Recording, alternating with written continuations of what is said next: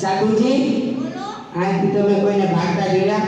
હું તો આખે આંધળો છું, મેં કોઈને જતા તો નથી જોયા, પણ આથી બે ચોર જેવા ભાગીને ગયા એવું મને લાગ્યું, અને તેના પાછળ બે સેનાપતિઓ ગયા હોય એવું મને લાગ્યું. કઈ દિશામાં ગયા? એ લોકો આ દિશામાં ગયા છે.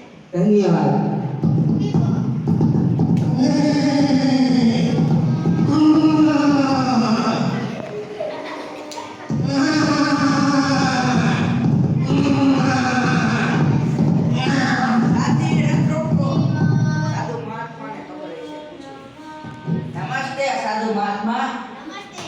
તમે અહીંયા કોઈને જતા જોયા? હું તો આખે આંધળો છું, મેં કોઈને જતા તો નથી જોયા, પણ આથી સૌપ્રથમ બે ચોર જેવા ગયા એવું મને લાગ્યું, તેના પાછળ બે સેનાપતિઓ ગયા હોય એવું મને લાગ્યું, અને તેના પાછળ પ્રધાનજી ગયા હોય એવું મને લાગ્યું, અને તેના પાછળ તમે કોઈ રાજા આવ્યો છે. આ બધું શું ચાલે છે રાજા? તમે આખે આંધળા છો તો પણ તમને કેમ ખબર કે આ ચોર ગયા, પછી સેનાપતિ ગયા, પછી પ્રધાન ગયા, પછી રાજા આવ્યા? સૌપ્રથમ જે પેલા બે વ્યક્તિ ગયા હતા તે ભાગો કહી જતા હતા, એ પરથી મને લાગ્યું કે આ તો ચોર જ હોય.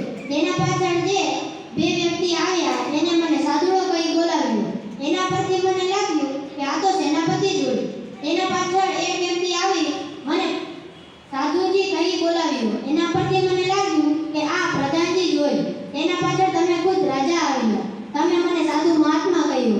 આવી વિવેકવાણી જોઈ મને લાગ્યું કે આવી વાણી તો રાજાની જ હોય.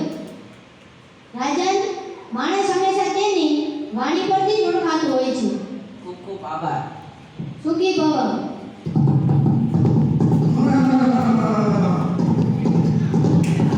સરસ.